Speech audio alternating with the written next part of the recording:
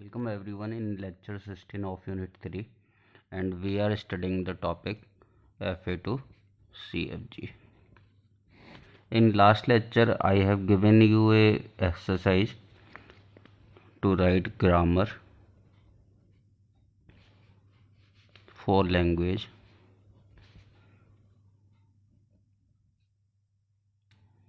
W belong to A comma B star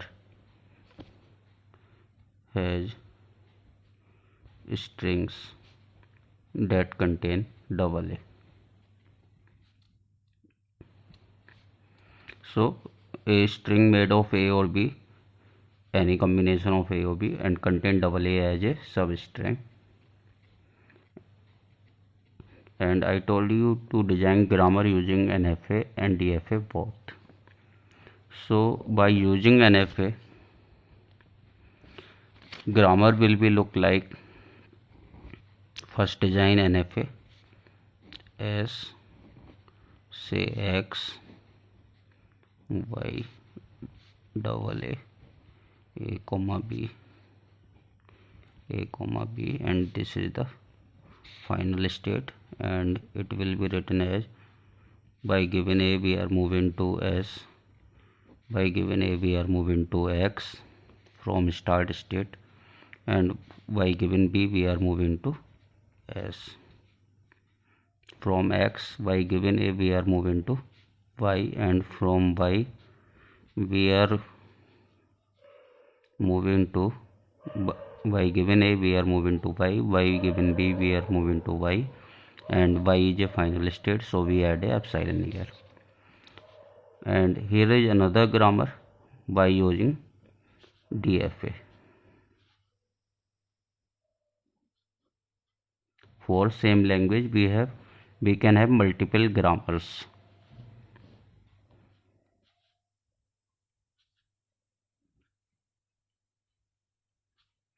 So here grammar will be look like, by given A we are moving to X, by given B to start state we are moving to S, from X by given A we are moving to Y, by given B we are moving to S, and from Y by given A we are moving to Y, by given B we are moving to Y, and by given epsilon, because it is a final state, we have to add a epsilon here. So we have two grammars. What important thing to remember, this is a NFA and this is a DFA. NFA will lead to a ambiguous grammar. Let us see for string AAA.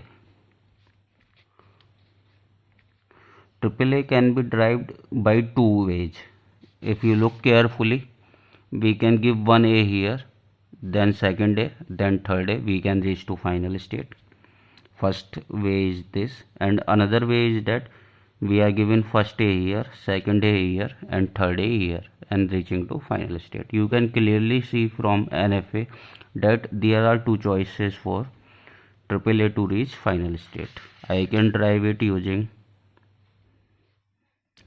S tends to AS, first A here, then second A we are moving to X, so replacing S here by AX, so it become AAX, and by third A we are moving to Y, so replacing this X by AY, and last we replacing it by epsilon, so we will get AAA.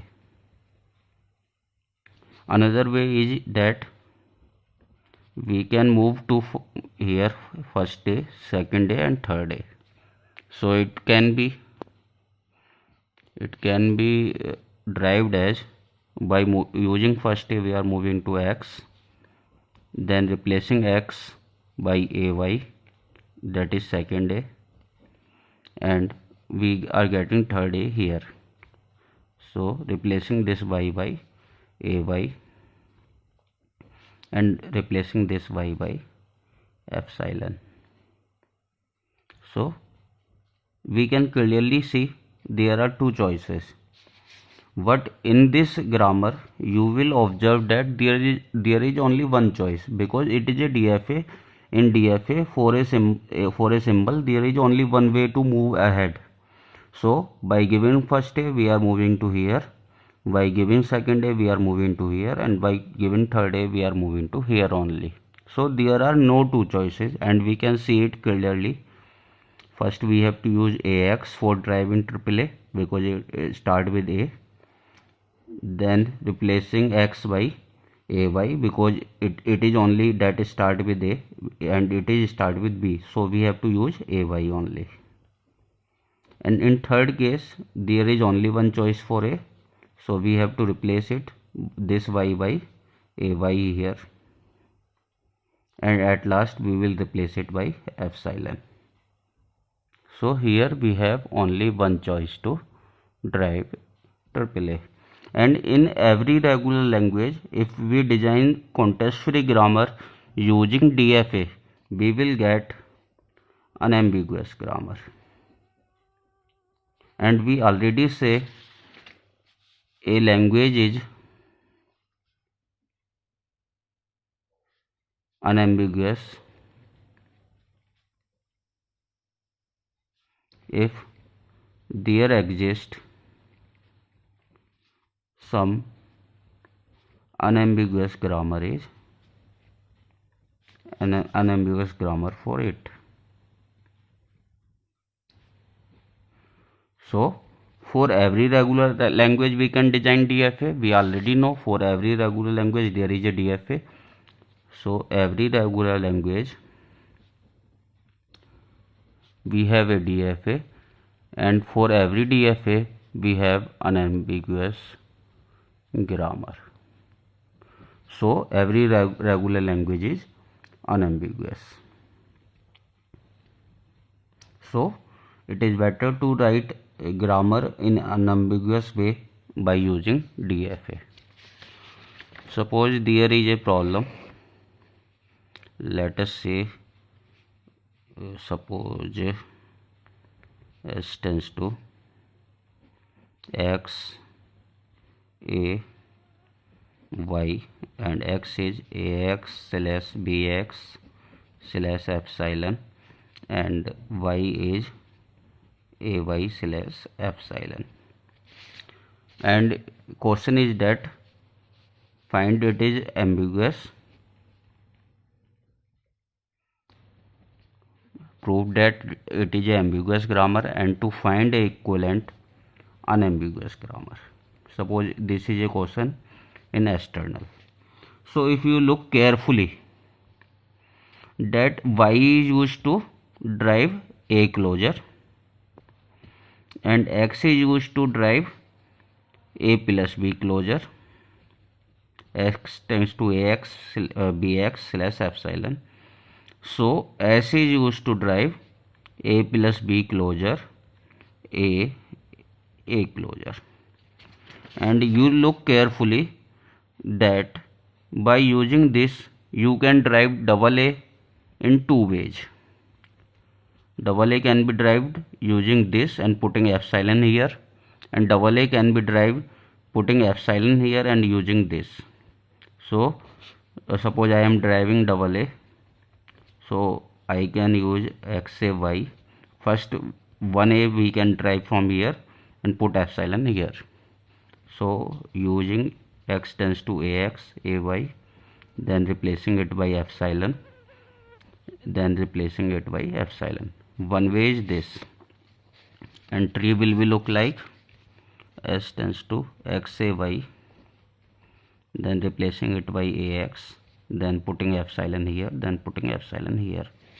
Another way to drive double A, putting epsilon here and finding A here, so we can drive double A. So X tends to XAY, putting epsilon here, it become AY, then driving A from here, so AY, and putting epsilon here. So tree will be look like XAY,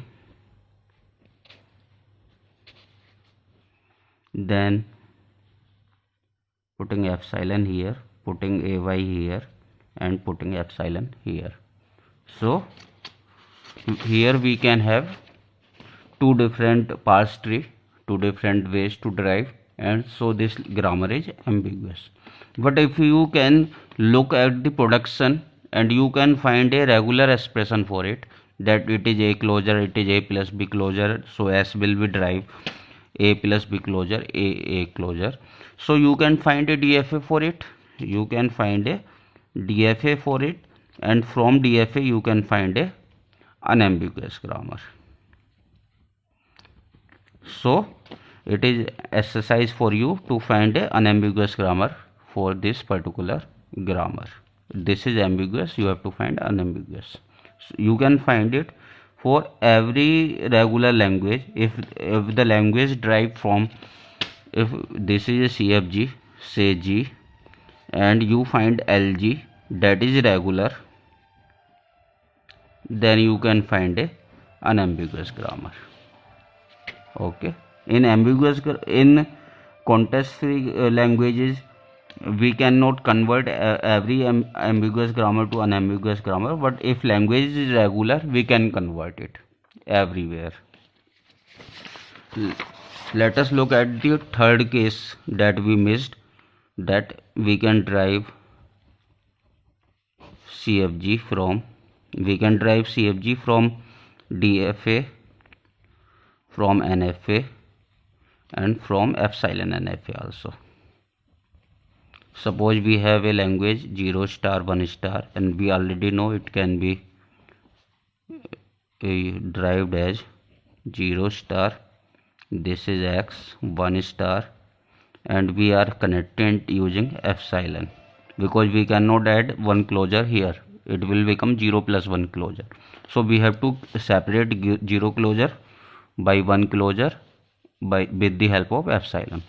So I can write the grammar by given 0 to s, we are moving to s, by given epsilon we are moving to x, from x by given 1 we are moving to x, and x is a final state. So this will be a grammar, and it can be written as s tends to 0x 0s slash x, and x is 1x slash epsilon, because this epsilon x is equivalent to x. So we can write context free grammar, or I can say every grammar you write from FA is really it is a regular grammar, and you can write this grammar for NFA also, for DFA also, for epsilon NFA. So it is your choice. If language is given and language is regular, you can write CFG in any way, but best way, if you can design DFA in rough, so best way is to write grammar for DFA, because it is unambiguous grammar. So this is okay for the second lecture of the today, and this was the lecture number 16. Thanks for attending.